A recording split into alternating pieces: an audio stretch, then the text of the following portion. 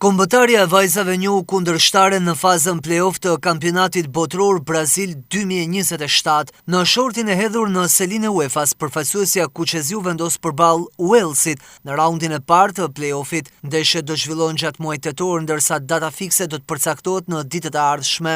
Takimi i parë do të luhet në Shqipëri, ndërsa ndeshja e kthimit në Wales. Nëse Shqipëria kalon me sukses Walesin, në raundin e dytë të play-offit do të luajë ndaj fituesës së çiftit Rumani-Norvegji. Ndeshjet e raundit të dytë do të luhen në muajin nëntor-dhjetor. Kualifikimi në play-off përfaqëson një moment historik për kombëtaren e vajzave që për herë të parë në historinë e saj ka arritur në këtë fazë të një kampionati botror, duke konfirmuar progresin e vazhdueshëm të futbollit të vajzave në vend. Pak ditë më parë, ishte pikërisht fitoria 5-2 e kombëtares së vajzave të drejtuar nga trajneri Grima përballë Malit të Zi në sfidën që u luajt në Loro Boriçi, që vendosi gjithçka.